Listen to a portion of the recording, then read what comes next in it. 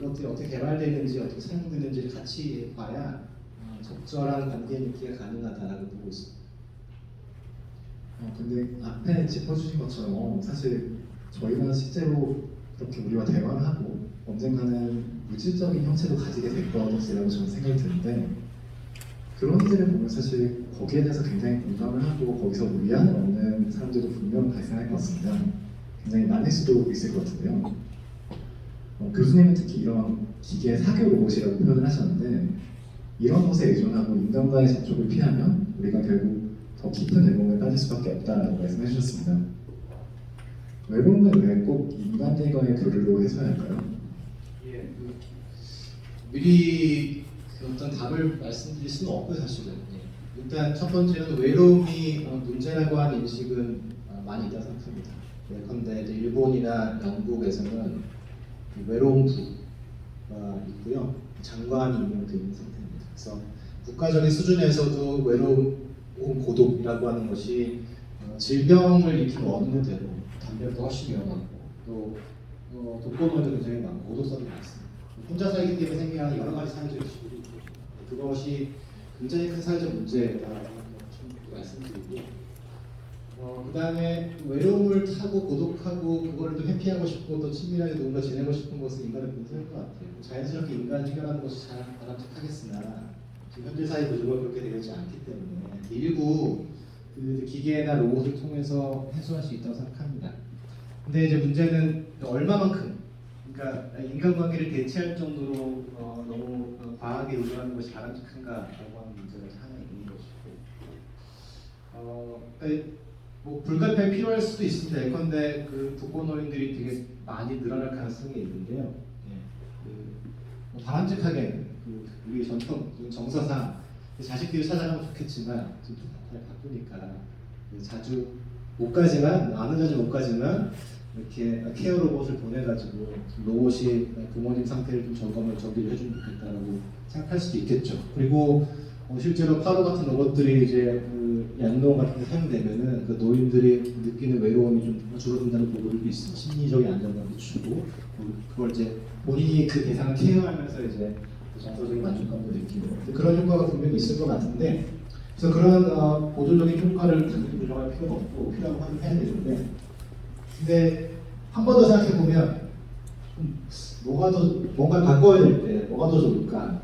지금 현실 못 바꾸니까 로봇을 만들어서 부모님께 보내자. 그래서 로봇을 꼭 만들어서 부모님께 보내야 되는 사회와 로봇을 만들지 않아도 일찍 태어나서 부모님을 찾아볼 수 있는 그런 사회. 어떤 사회가 더 좋은 사회일까? 근데 우리 사람 특히 그런데 어떤 문제가 생기면 기술적으로 해결하려고 하는 그런 욕망이 굉장히 큽니다. 예컨대 뭐 사장이 문제 생겼다 그러면 로봇 물고기 만들면 안 돼 이렇게 뭔가 기술을 하나 만들면 무슨 문제가 해결될 것처럼 생각하기 쉬운데 그게 손쉬워 보이지만 그게 궁극적인 해결처럼 알 수 있다. 그래서 필요하면 보조적으로 그런 거를 충분히 활용해서 고독성 문제 같은 거를 좀 완화시킬 수 있겠습니다. 장기적으로는 사회 문제를 또 같이 고민을 해야 된다라고 말씀을 드려야 될 것 같아요. 네, 김희연 대표님에게도 같은 질문 드리고 싶습니다. 어떻게 보면 이 아니나 로봇이라고 한다면 외로움을 해결하는 툴이 될 수도 있는 거잖아요. 한국 인간에게는.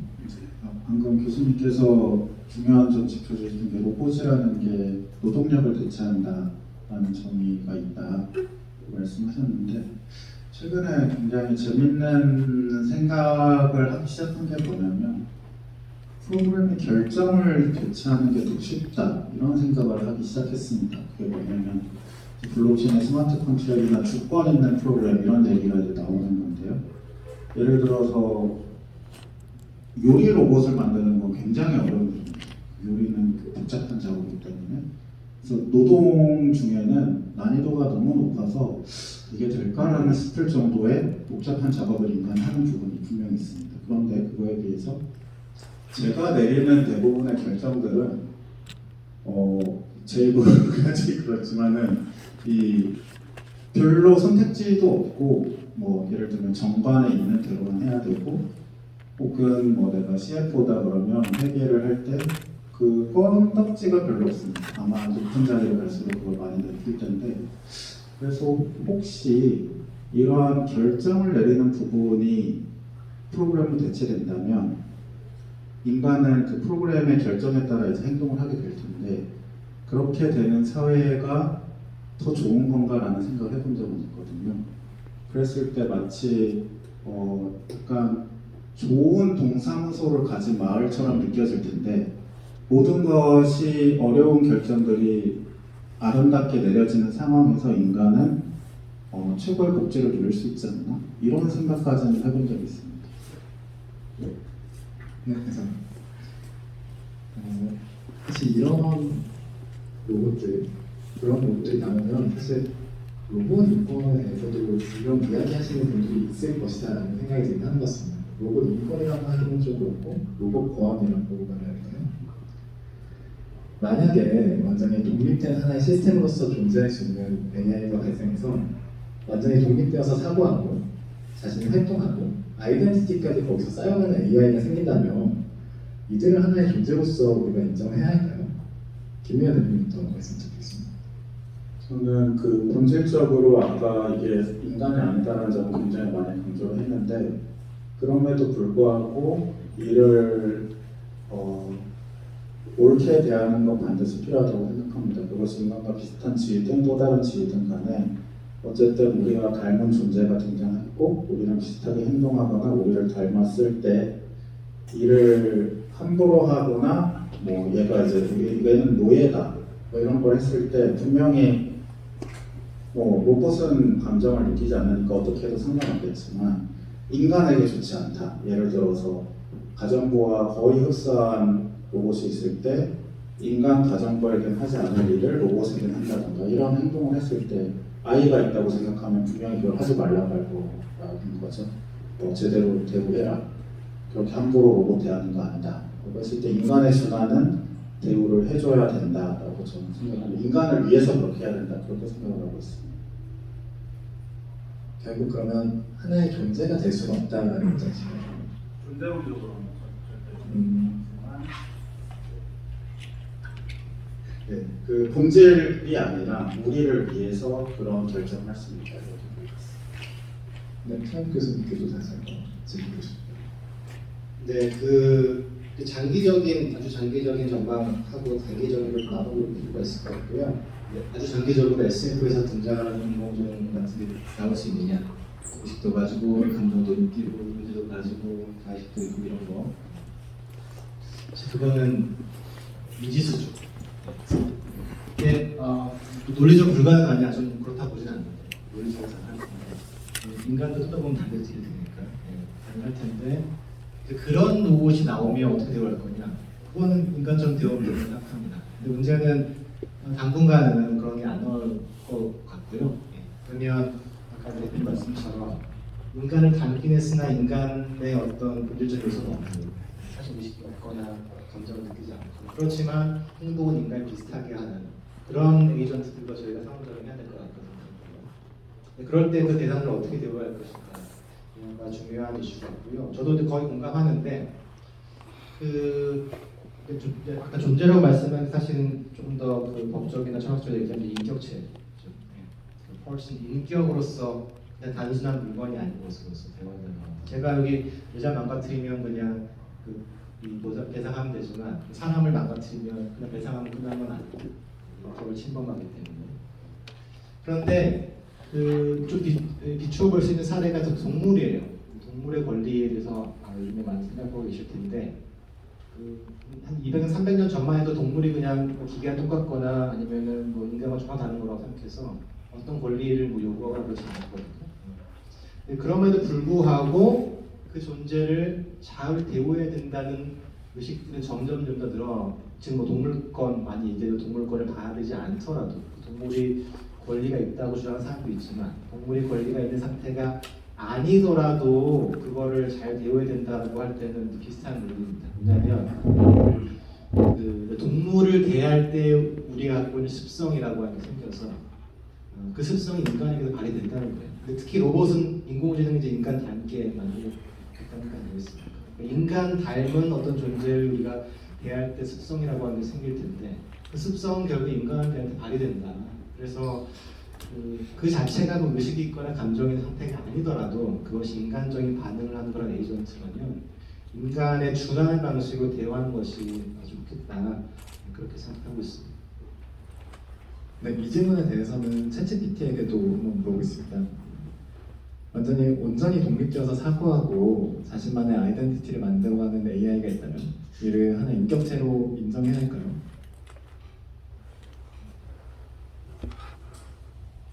네, 좀 복잡한 질문을 던져서 저도 조금 과부하가 걸릴 수 있는 것 같습니다. 네, 그런 혹시 이런 일이 있을까 싶어서 저희가 사전에 이 질문에 대해서 미리 답변을 받아놨었습니다. 그러면 미리 준비된 답변으로 한번 말씀을 드려보도록 하겠습니다.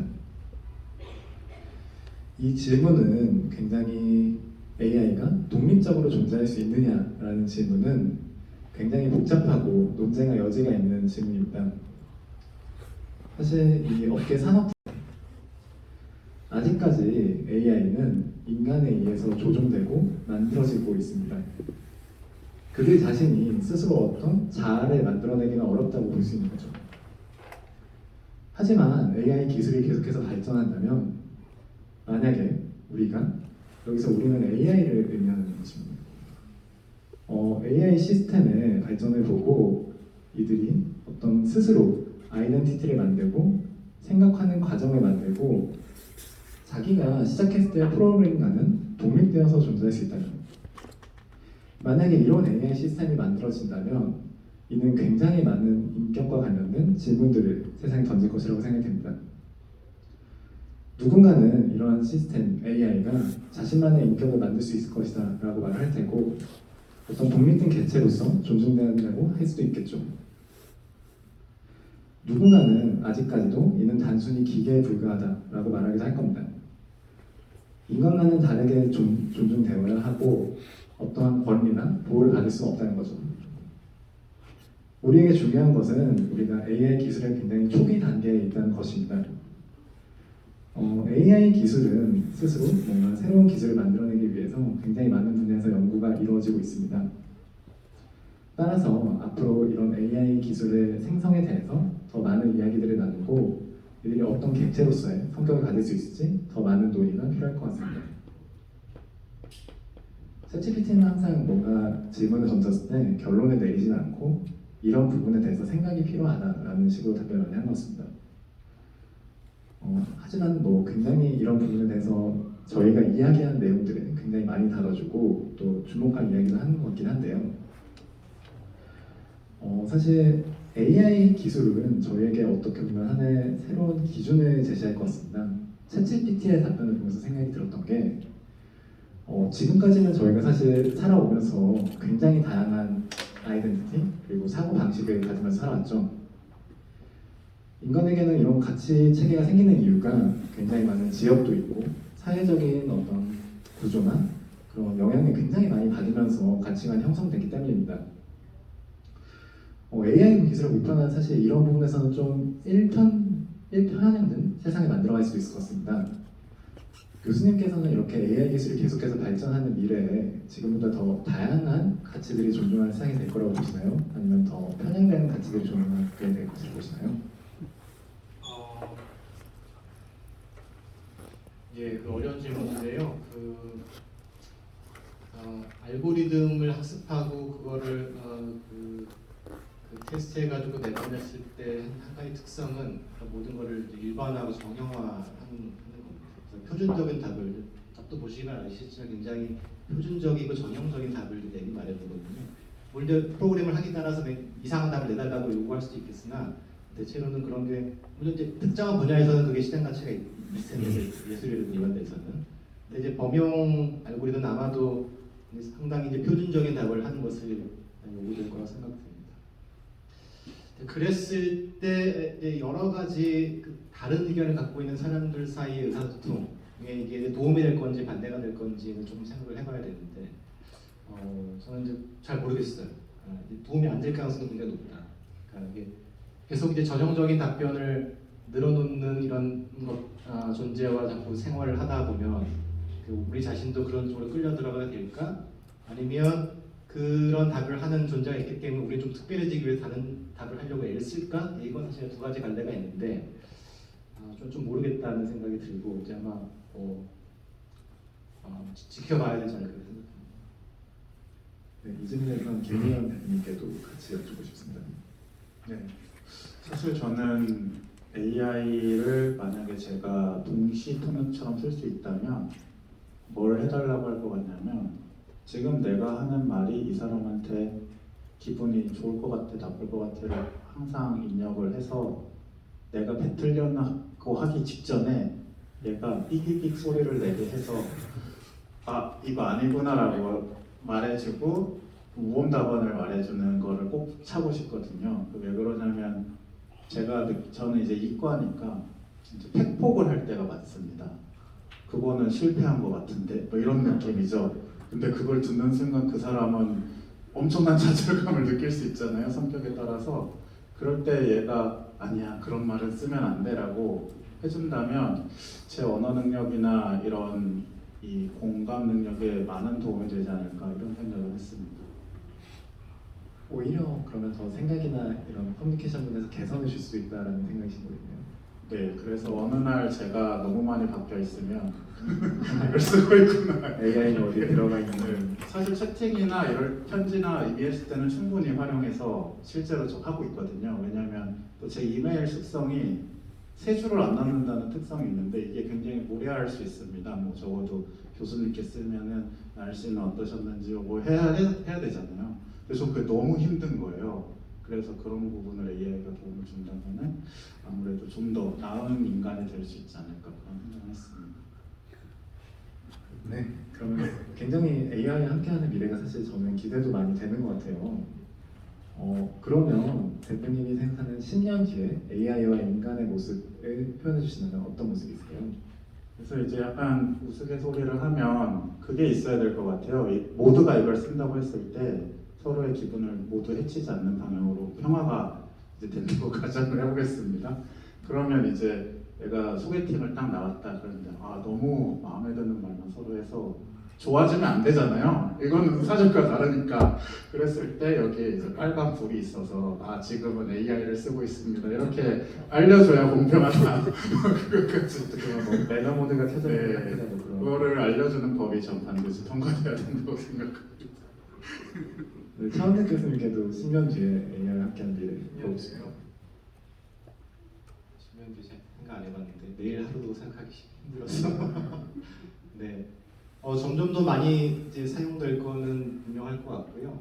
예, 그랬을 때 생겨날 수 있는 여러 가지 잠재적 위험에 대한 좀 토론이 활성화됐으면 좋겠다. 그런 정도로 생각을 말씀드리겠습니다. 질문 하나 있는데.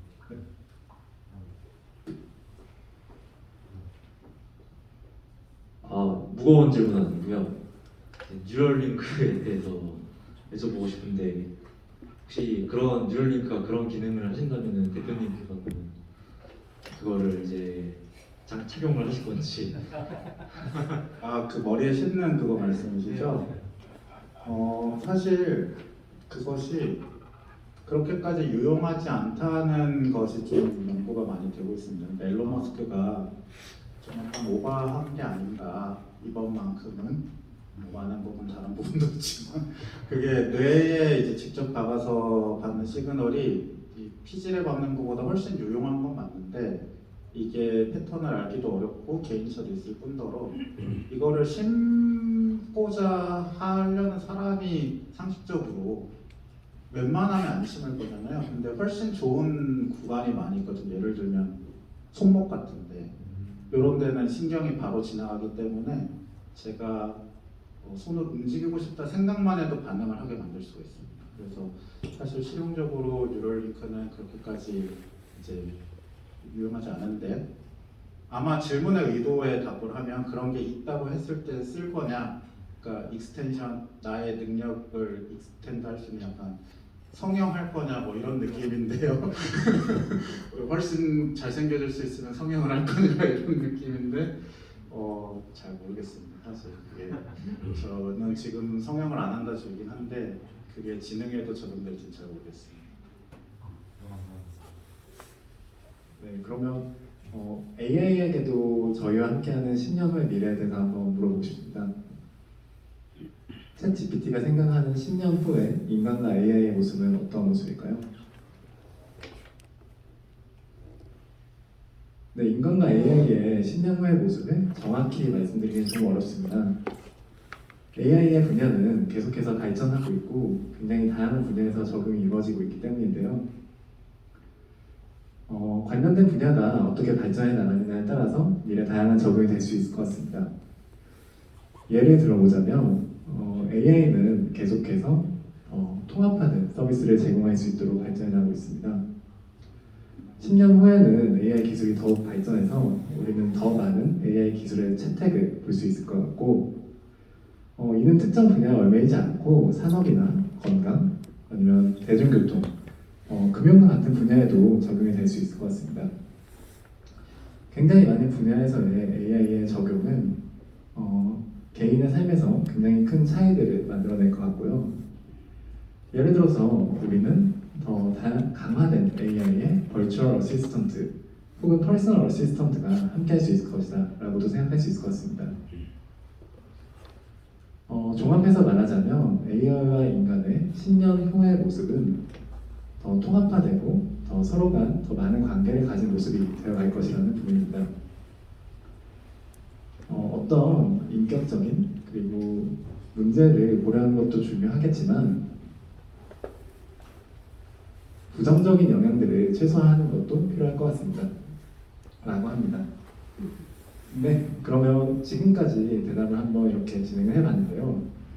두 분께 대담을 하며 참석자와 저희 시청자분들께 전하고 싶으신 메시지가 있었다면 한마디씩 부탁드리고 싶습니다. 메시지요? 네. 네. 10년 뒤에는 모르겠지만 어떤 방향으로 발전할 거냐를 생각해 보면 저는 제가 썼던 어떤 글에서 인간보다 특정한 분야에서 인간보다 똑똑한 고양이 집사 형태로 발전하지 않을까 그렇게 예측한 적이 있는데요. 그래서 고양이는 무생물은 아니지만 인간과 무생물 사이의 어떤 존재이면서 그러나 그 퍼포먼스는 훨씬 인간보다 특정한 분야에 나은 그런 집사인데 온전히 책임지지 않는. 그래서 그런 이제 똑똑한 고양이 집사 어떻게 같이 살지를 이제 고민을 해야 되는 게 아닐까 그렇게 생각하고 있고요. 또 오늘 토론을 통해서 저도 많이 배우고 또 이 함께 사는 미래에 대해서 함께 고민하는 시간이 되었다고 생각합니다. 감사합니다. 저도 챗 GPT의 등장으로 사실은 GPT-3 때부터 입이 근질근질했었는데 그게 인터페이스가 크게 다르지 않아요. 그냥 더 넓은 화면의 백지장이었는데 다른 점은 걔는 정말 정글 같은 존재라서 이렇게 컨버세이션만 되는 게 아니라 그냥 아무거나 완성시켜 버립니다. 그래서 내가 그냥 문장을 쓰면 그 뒤에 뭐가 나올지가 질문이라면 답변이 나오지만은 그냥 이게 에세이라면 에세이가 죽는다고 이런 식으로 되게 로우한 형태라서 일반인들이 쓰기에는 이걸로 뭘 하지? 너무 오픈 인터페이스였던 거죠. 근데 이렇게 깔끔하게 정리하면서 이런 토론을 했을 때 이렇게 많이 모여주시고 훌륭한 교수님 모시고 토론할 수 있는 기회가 돼서 너무 재밌고요. 앞으로도 이 기술이 발전하면서 저희가 하는 일들 또 업데이트 많이 드릴 수 있으면 좋겠습니다. 네, 좋은 말씀. 좋은 말씀입니다. 감사드립니다. 그러면 GPTC에게도 마지막으로 감사 인사 한번 부탁드리도록 하겠습니다. 오늘 행사에 참여해주신 분들께 혹시 전하고 싶은 말씀 있으실까요?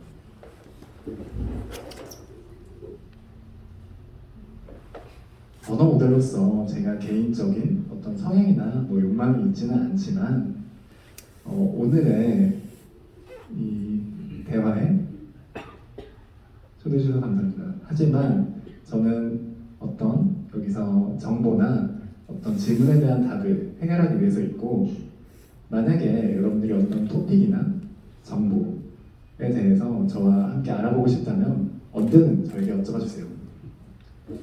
그러면 한번 저희 오늘의 마지막 인사까지 한번 부탁드려보겠습니다. 한번 굿나잇 인사를 해주실 수 있을까요? GT 씨.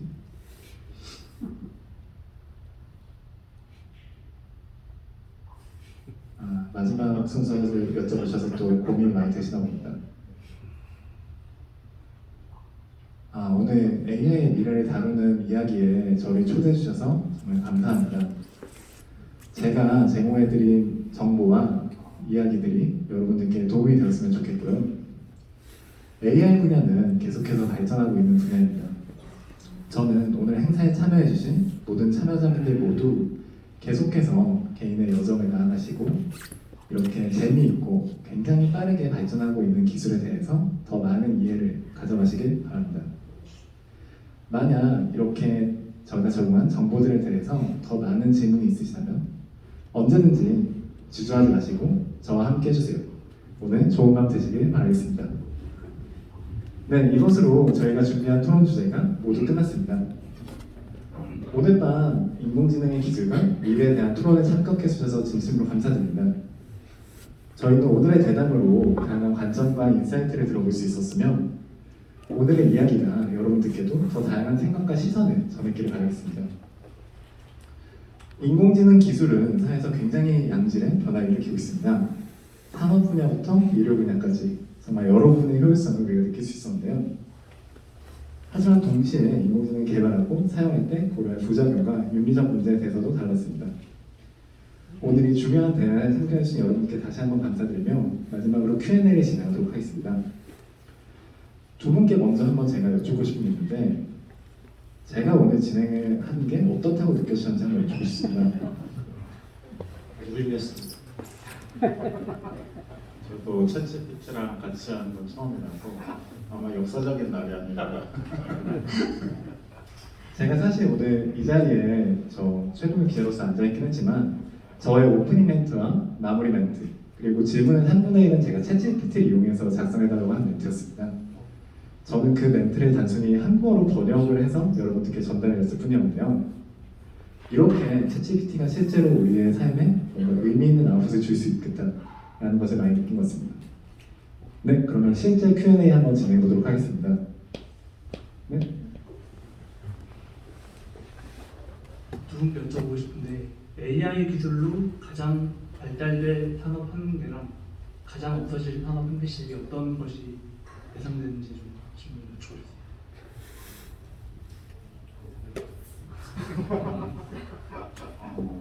저 같은 경우는 이제 발상 전환이 좀 필요한데 오히려 우리가 창작이라고 불렸던 영역의 대부분이 인포메이션의 조합으로 비슷한 결과를 얻을 수 있다라는 인사이트를 많이 준 점이 있기 때문에 오히려 우리가 반대로 생각했었죠. 항상 로봇이 노동력을 대체하고 창작은 인간이 해야지 그건 못 따라할 거야 했는데 대부분의 창작이 사실은 리스판시브한 결과였다라고 볼 수가 있어서 어설픈 창작은 통하지 않는 시대 이런 대체 가능성이 있었고 오히려 대체하지 못하는 영역은 아까 말씀드렸듯이 요리사라든가 인간의 그 섬세한 기분과 그리고 저기 보면 사실 바이올린 NFT가 있습니다. 저 안쪽에도 이제 바이올린 음원이 있는데 그런 것을 AI로 제너레이션 했을 때 넘을 수 없는 벽이 뭐냐면 바이올린이라는 악기가 오랜 시간 동안 흡수한 소리와 그 사람이 오랜 시간 동안 고민하면서 연주한 습성 그리고 이 공간이 또 디자인된 소리 이런 것들은 도저히 AI로는 표현을 해낼 그 엄두가 안 납니다. 아직도 거의 너무너무 한참 남았다고 생각하는데 그것은 비단 그게 복잡해서가 아니라 정보의 그 섬세함의 정도가 굉장히 촘촘해서 그 표현이 안 되는 거죠. 이제 비트로 표현했을 때 용량을 넘어버리는데 그게 엄청 큰 거죠 아직도. 그래서 그런 부분들은 굉장히 오래 걸릴 거라고 생각합니다. 도움을 받았을 때 훨씬 더 폭발적으로 성장할 수 있는 가능성이 있는 산업에 대해서 AI로 인해서 이제 선수점프가 일어난다.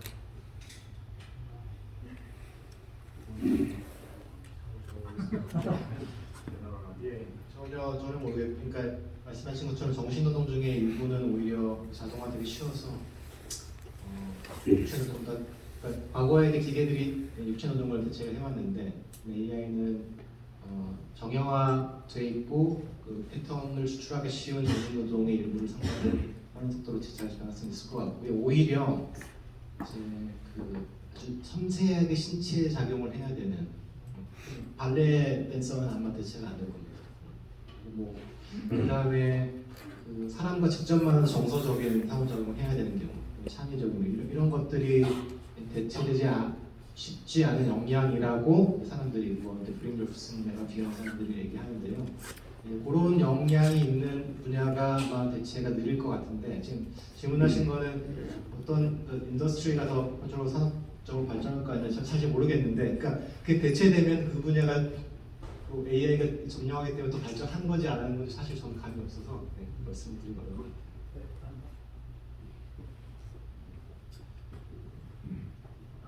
한 가지 이제 문제점에 관한 질문이 있는데요.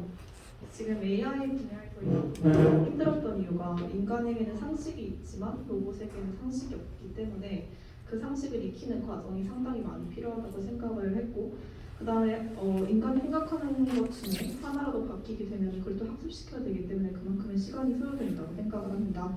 근데 그 초반에 말씀하셨던 한국의 특징 중에 하나는 그것이 유행이던 그것이 이제 패션이던 뭐 직업이던 간에 굉장히 유행을 잘 탄다는 속성이 있는데, 지금 뭐 AI 부서나 아니면 AI 학과들이 많이 시설되는 것만큼 저는 알 수 있을 것 같아요. 근데 이런 식으로 한꺼번에 갑자기 어떤 특정 분야가 인기가 많아지게 되면 거품이 당연히 끼게 되지 않을까라고 생각을 했는데, 이미 뭐 90년대 1차 거품이나 2차 거품까지도 알 수 있듯이 지금도 한 3차 거품이 낄 수 있지 않을까.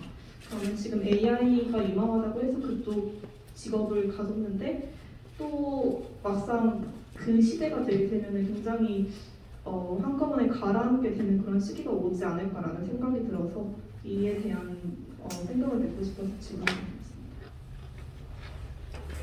네, 항상 모든 영역에서 뜨는 기술이 있다고 해서 그 뜨는 기술을 배운다고 프로가 될 수는 없다고 생각을 합니다.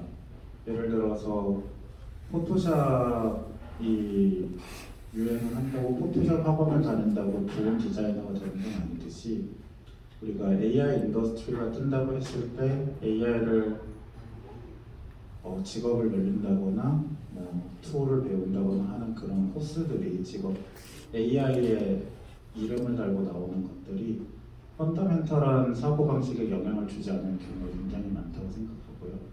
그런 부분들은 사실은 전통적인 대학교 1, 2, 3학년 과정, 컴퓨터 사이언스 과정, 오퍼레이팅 시스템부터 해서 컴퓨터란 무엇인가부터 이렇게 시작을 하잖아요. 그런 기초가 없으면 AI만 배우는 거는 그렇게 큰 의미가 없다는 측면도 있고요. 다만 한 가지는 지금 저 왼쪽에 보이는 그 그림을 그리신 분이 저 그림을 한 장 그릴 때 거의 A4 용지 한 장에 달하는 프롬프트 엔지니어링을 하십니다. 그러니까 완전 새로운 패턴의 아트 작업인데요. 그 전까지는 포토샵이나 뭐 이런 걸 했다면 이제는 AI의 인풋을 얼마나 내가 다양하게 넣어서 좋은 게 나올 때까지 조합을 해볼 수 있느냐, 그런 기술인 건데, 그것도 그런 것들을 이제 시도할 용기, 그것은 그 프롬프트라는 성질에 대해서 이제 꽂힌 것이죠. 그런 거는 또 학원에서 배울 수 있는 게 또 아니기 때문에 이것을 하나의 트렌드나 재미로 생각해야지 뭔가 내가 배워야 될 진로가 바뀌는 어떤 브레이크스루라고 보기에는 아직 힘든 면이 있다고 생각합니다. 충분히 답하신 것 같습니다.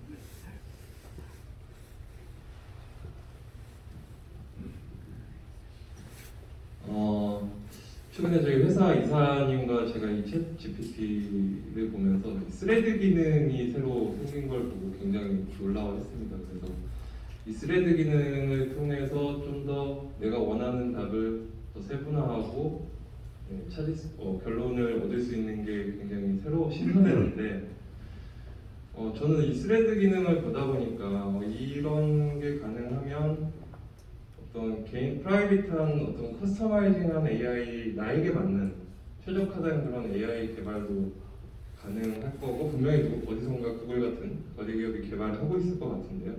관련된 내용을 좀 알고 계시다면 한 말씀 듣고 싶고, 최근에 또 대표님께서 어떤 분야를 개발하고 계신지, 프로덕트 이런 부분이 궁금해서 질문드렸습니다. 네, 지금 제가 구글 나온 지가 벌써 5년이 돼서 상세한 내용을 알긴 어렵지만 그래도 그들의 사고방식이나 문화 같은 걸 미루어 짐작을 해보건데 지금 가장 커스터마이제이션에서 좀 펀더멘털하게 달라진 점은 이게 GPT에서 T가 트랜스포머잖아요.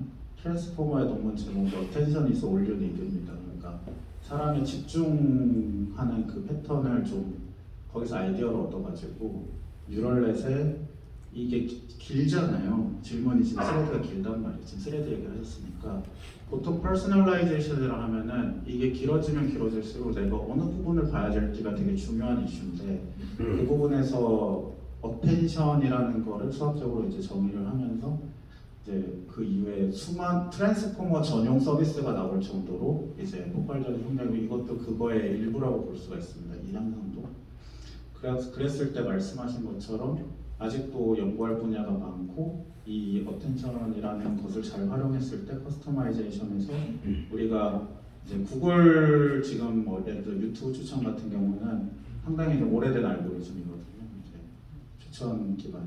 근데 제가 머신러닝으로 바뀌는 걸 보고 나오긴 했는데 그런 부분에서 분명히 쓰이고 있을 거라 생각을 하고 있습니다.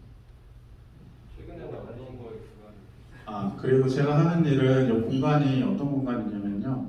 저는 크게 이러한 AI를 커뮤니티에서 만들고 싶은 건데 물론 이 퀄리티를 만들겠다는 건 아닙니다. 근데 적어도 예를 들어서 알파고가 나왔을 때 구글이 제일 잘 만들었겠죠. 그렇지만 릴라제로라고 해서 오픈 AI를 또 사람들끼리 뚝딱뚝딱 모여서 만들었습니다. 그래서 거기에 이제 감명을 받아서 창업을 한 게 있는데 그래서 커뮤니티 드리븐 AI를 만들기 위해서는 세 가지가 필요한데 리소스를 모으는 행위, 누군가 서버비를 대줘야 되겠죠. 그리고 그걸로 오픈 소스 활동을 할 수 있는 엔지니어, 그리고 그 엔지니어가 만든 오픈 소스로 저렇게 크리에이터가 밸류 캡처까지 할 수 있는 이 세 가지 요소가 잘 조합이 된다면은 인센티브를 온라인 시켜서 커뮤니티 드리븐 AI 생태계를 만들 수 있다고 생각을 하는데 그거의 이제 대표적인 예가 이러한 톡 슈조나 아니면은 저런 작품들도 그 커뮤니티 내에서 생성된 그런 거라고 보실 수가 있습니다. 아직은 초창기긴 한데 그게 제가 하는 일입니다.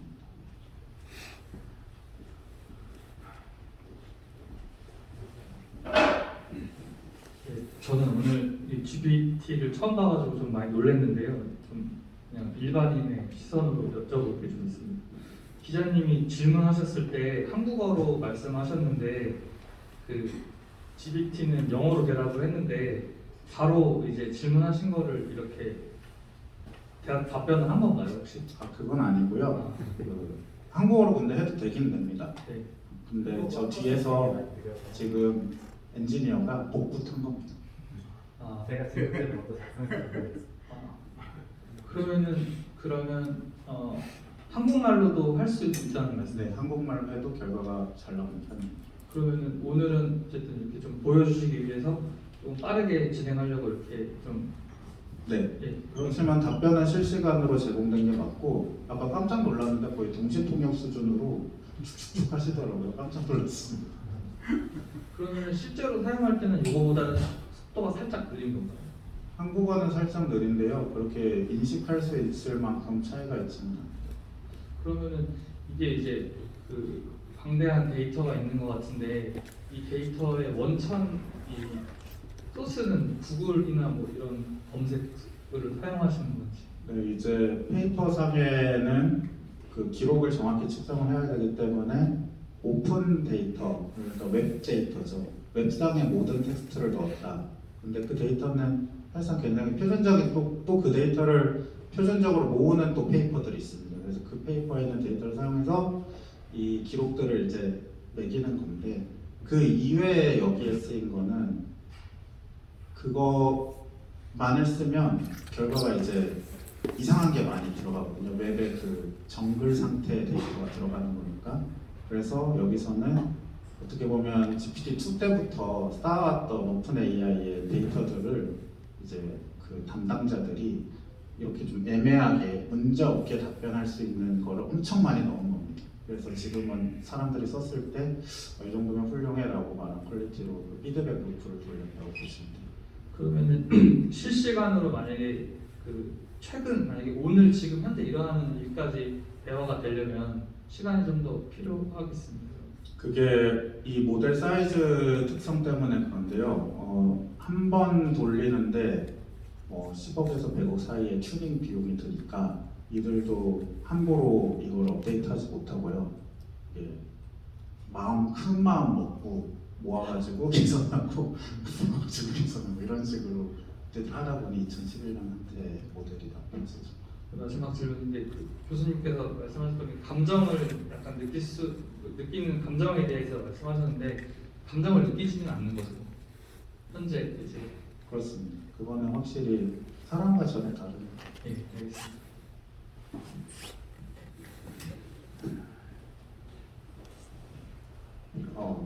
네, 우선 이런 귀한 자리 마련해 주신 모든 관계자분들께 감사드리고요. 특히 철학 사회와들에 관해서 정확한 답을 들을 수 있는 점 감사드립니다.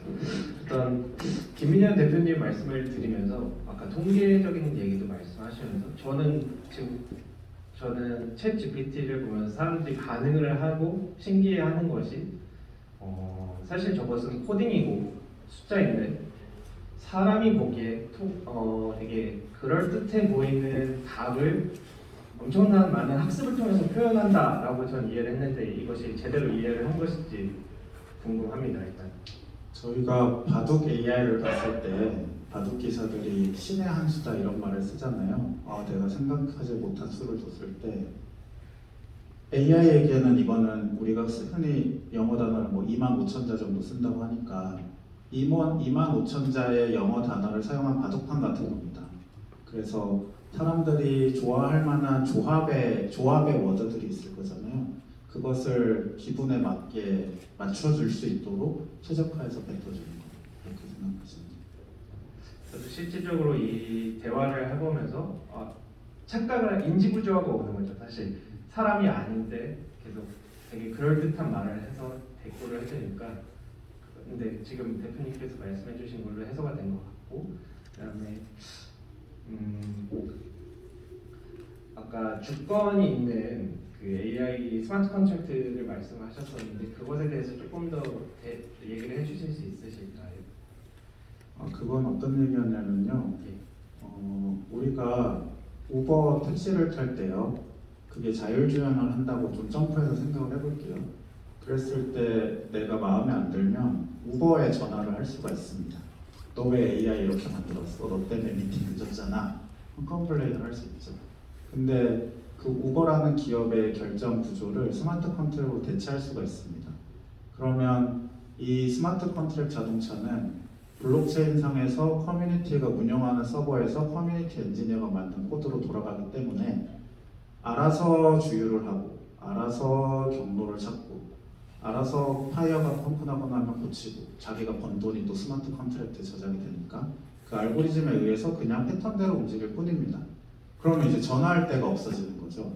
그래서 마치 우리가 자연의 돌부리에 거쳐 넘어질 때 돌한테 뭐라고 못하는 것처럼 얘도 그냥 그러하게 존재하는 것이기 때문에 항의할 대상이 없어지게 만들 수 있는 신기한 프로그램이 있는데 그거를 주권이 있는 프로그램이다 이런 식으로 묘사를 하기도 한다. 그렇게 이해하시면 되겠습니다.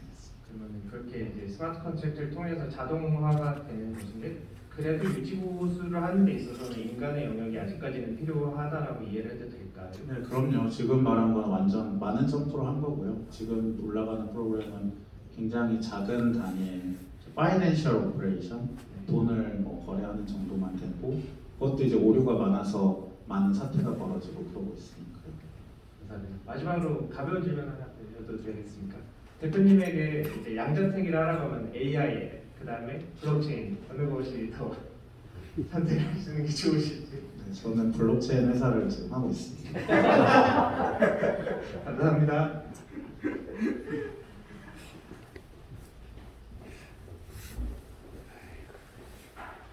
네, 아까부터 이제 드디어 질문했습니다. 네. 증권거래소에서 AI랑 블록체인이랑 디지털 기술을 도입하고 있는 일을 하고 있는데요. 이전에는 dak사 코인 거래소에서 금융거래소를 했었고 계속 이쪽 계통에서 일을 하다 보면은 알고리즘을 이용하시는 그런 회원들이 많습니다. 오늘 이 자리에 후원해주신 업라이즈도 이제 AI 및 알고리즘을 이용한 트레이딩 및 자산운용 서비스를 하고 있는 그런 회사이고요. 이 알고리즘이라고 하는 거랑 AI의 근본적인 차이가 참 궁금합니다. 아까 GPT한테 질문했던 내용 중에서 AI가 사람을 대체할 수 있는 부분이 있을까 뭐 이런 질문에 대해서 챗GPT가 대답한 것 중에 AI는 크리에이티비티라든가 아니면 새로운 일을 하지 못할 거고 단순 반복적인 업무를 대체할 수 있을 것이다 라고 답변을 했습니다. 근데 그거는 사실 AI, 인공지능이라기보다는 그 이제 우리 트레이더들이 사용하고 계시는 알고리즘이라든가 아니면은 단순하게 생각하자면 저희가 계산기에 들어있는 그런 진짜 단순한 알고리즘이라든가 하다못해 엑셀 파일을 쓸 수 있는 그 매크로 기능에 지나지 않는다고 생각을 하는데 그런 알고리즘이랑 인공지능의 차이가 어떤 걸까요? 아까 말씀하신 대로 굉장히 정적인 일만 할 수 있다는 거는 알고리즘에 해당하는 거지 지능은 아니지 않나라고 생각해서. 네, 대표적인 게 이제 운전이라는 걸 생각해 보시면요. 운전 프로그램을 만들 수 없다는 거를 쉽게 알 수가 있습니다. 그 어떤 프로그램을 만들더라도 우리 한국 도로에 나가는 순간 깨질 거예요. 하루 만에. 그러니까 사람이 짤 수가 없다는 걸 알 수가 있을 거예요. 그러면 운전 지능은 만들 수가 있거든요. 뭐냐면 운전 데이터를 다 넣어서 이러한 상황에 이렇게 하는 거야. 얼추맞게 내보내고 중요한 일은 그 다음날 뭔가가 잘못됐을 때 업데이트를 해줘야겠죠. 왜냐하면 운전이라는 지능은 시대적인 개념이거든요. 하나의 운전 버전 1 알고리즘을 만들 수 있는 게 아니라 그 자체가 변화하는 텀이고 상황에 적응해야 되는 텀이기 때문에 지능으로 볼 수 있다. 이렇게 구별을 했습니다. 다른 질문인데 챗 GPT가 이제 지금 오늘처럼 이렇게 대화를 하고 전 세계 있는 수많은 사람들과 이렇게 이제 소통을 할 텐데 이 과정에서 자기 지능을 더 업그레이드하기도 하나요? 그러니까 즉 사람들과 소통하는 것들을 자기 데이터로 수집을 하고 있나요? 데이터 수집은 당연히 하고 있는데 아까 2011년 데이터에서 더 튜닝을 못하는 이유는 모델이 워낙 거대해서 한번 튜닝했을 때 많은 검토 과정을 거쳐야 되거든요.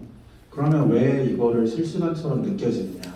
왜 내 답변에 따라서 조금씩 커스터마이제이션 하는 것처럼 느껴지느냐 하면 이제 거대한 DB가 있고 그 DB에 내가 이렇게 프레쉬를 비춘다고 생각하면 됩니다. 이 부분의 데이터를 이렇게 봤는데 조금 마음에 안 들면 이렇게 옮기면 그 옆에 있는 데이터가 이렇게 보이는 거죠. 그런 식으로 내가 원하는 데이터를 향해서 찾아가는 것이지 얘가 즉각적으로 이 안에 있는 구조를 바꿔가면서 데이터를 뱉어내는 건 아닙니다. 감사합니다.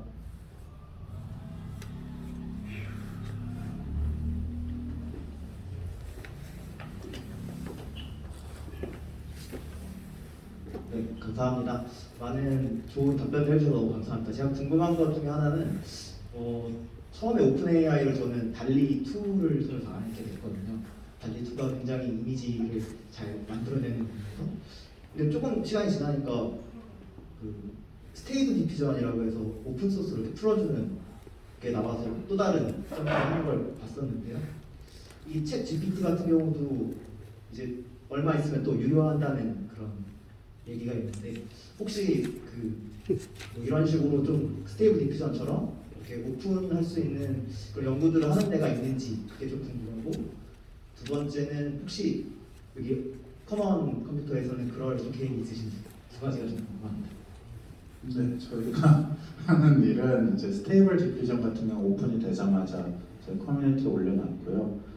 GPT-2 같은 경우도 오픈 소스로 열렸기 때문에 저희가 올려놨는데 물론 이런 작업을 따라가지는 못합니다. 이제 그거는 AI 기업이 아니기 때문에 그런데 대표적으로 일루더 AI라고 이런 대형 모델을 오픈 소스 모델로 릴리즈하면서 따라가는 그런 기업이 있는데 그 기업 같은 경우는 오픈 소스 엔지니어들이 글로벌한 마음을 형성하면서 어떻게든 그 논문에 있는 걸 재현을 하면서 따라가고 있습니다. 그래서 당연히 이런 비슷한 성능을 가진 AI를 만드는 기업에 있고요. 다만 한 가지 아쉬운 점은 이것이 절대 리소스 문제가 아니라는 겁니다. 그 페이퍼가 상당히 단순하고 하려면 할 수 있는 정도의 아까 여기도 스페셜 퍼포스에서는 충분히 해볼 만하다는 것이 뭐냐면 아직도 얘가 제너럴 퍼포스 엔진으로서 소타 점수를 달성한 게 거의 없습니다. 그러니까 얘가 대단한 거는 한 방에 여러 가지 2등, 3등을 했기 때문에 대단한 것이지 거기에 있는 최고 점수는 작은 모델들이거든요. 스타트업이 충분히 감당할 수 있는 모델이라서 두 가지 흐름이 동시에 존재한다고 저는 계속 보고 있습니다.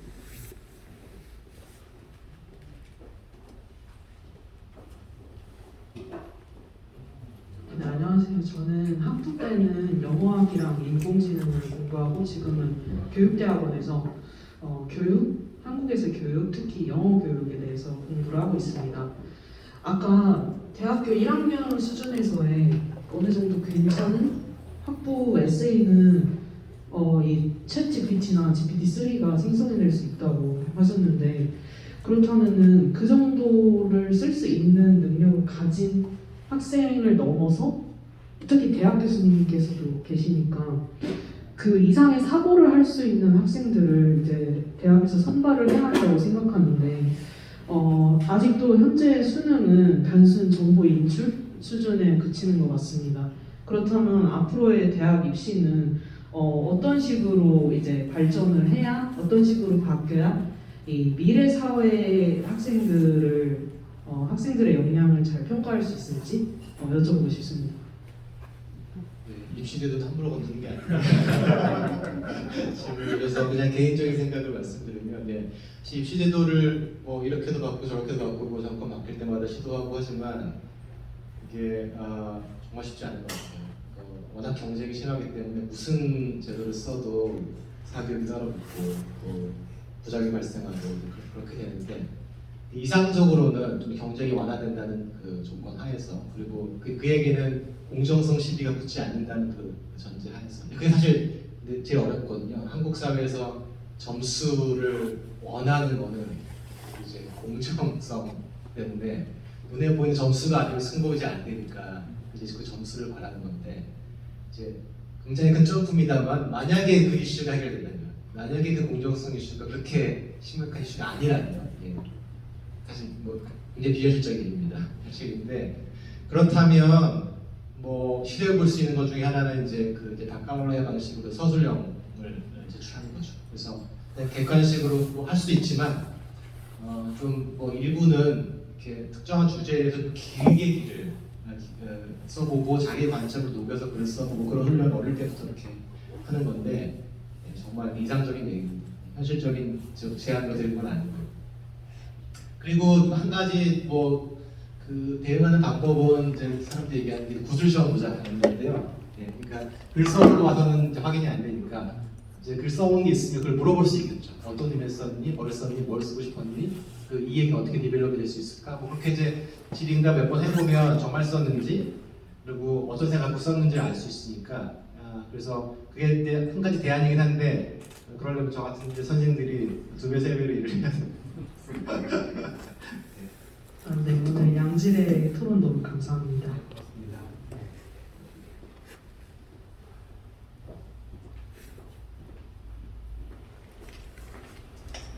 네, 그러면 오늘의 토론회 이것으로 준비된 모든 순서 마치도록 하겠습니다. 이번 행사는 온라인 주권 블록미디어 커먼 컴퓨터 주최로 진행되었습니다. 지금 늦은 시간까지 함께해 주신 청중 여러분께 진심으로 감사 인사드리며 패널로 함께해 주신 김민현 대표님, 서현준 교수님께도 다시 한번 감사 인사드리겠습니다.